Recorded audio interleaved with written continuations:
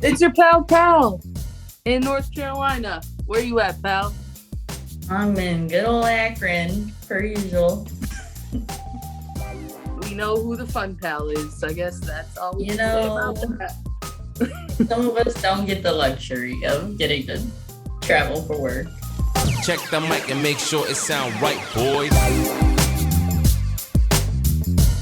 Anyways, we have big feelings to talk about tonight, which Taylor Klein hates. So you all are getting a very special treat this week. Take it away, pal. What do you got for us? What do I got for us tonight?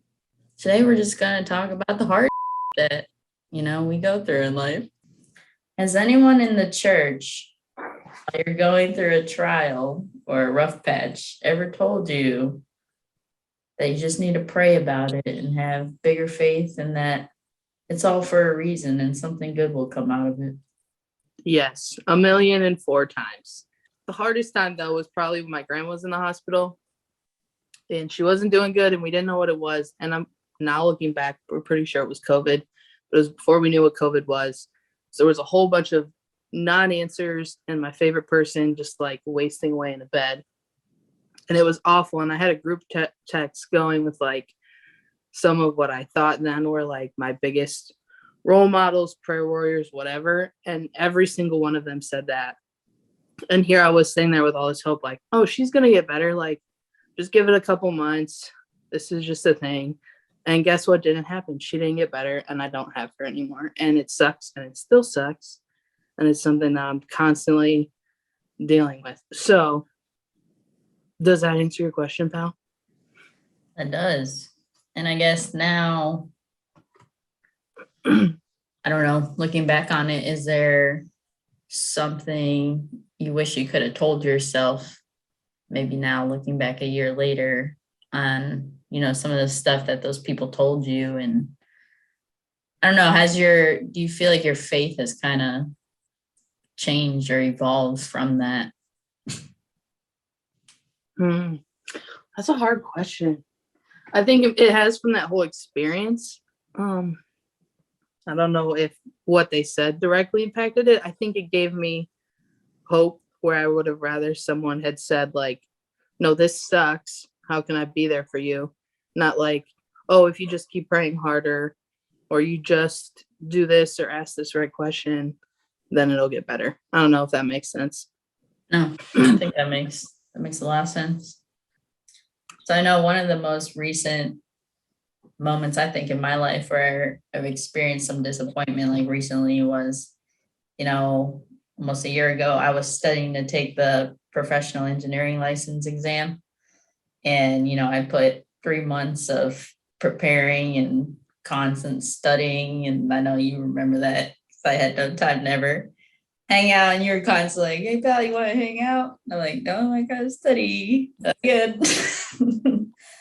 Just putting all that work into it. And, I had so many people praying for me and, I felt pretty good about it. And then I had to wait almost 2 months to find out if I passed or not. And I just remember when I got that email saying I failed and just like sitting there in so much, sadness and anger, like, how did I do this? Like, I felt so ready for it.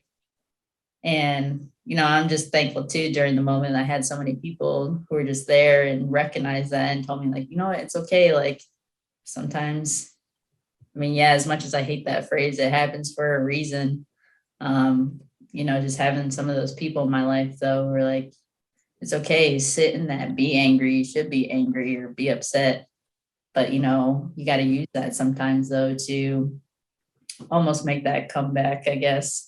And for me, like just sitting, I needed to sit in all of that for a couple of weeks. I'm like, okay, you know what?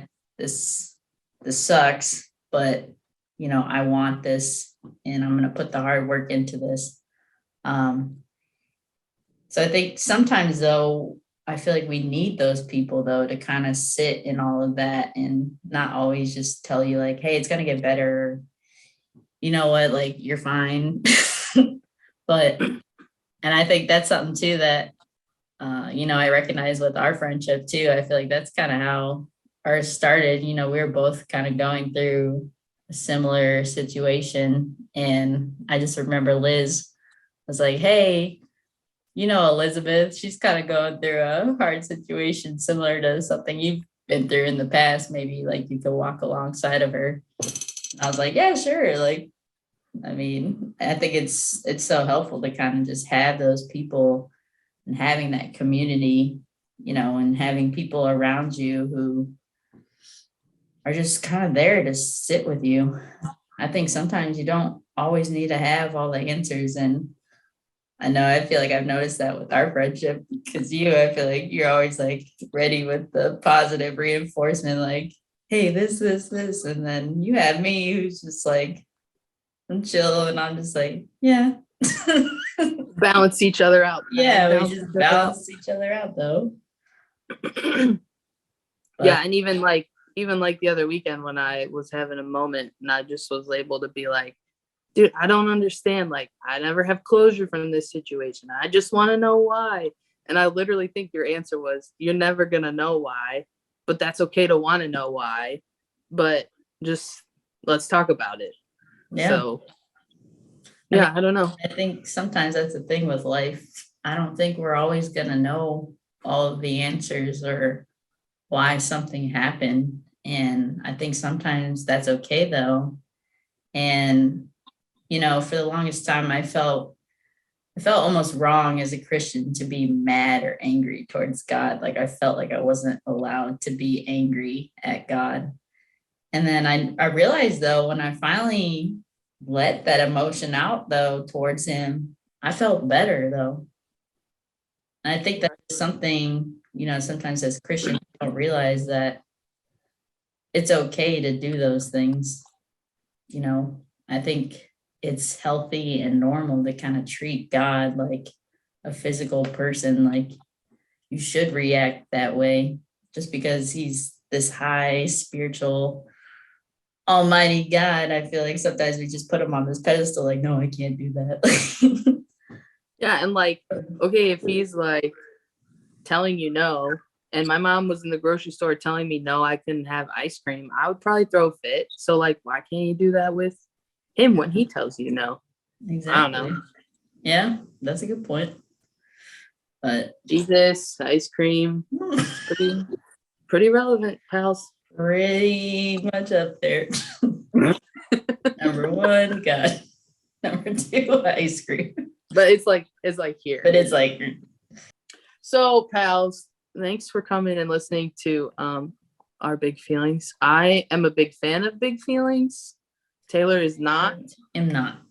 She actually hates it a lot. So this is a treat for all of you because I can't guarantee we'll get another perspective with pals with just these two pals because it's just this. Don't ask why. Yeah. Only ask God why, not us.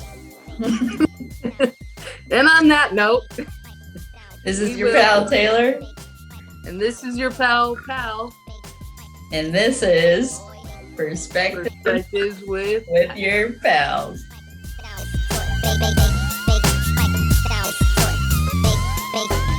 It sound right, boy.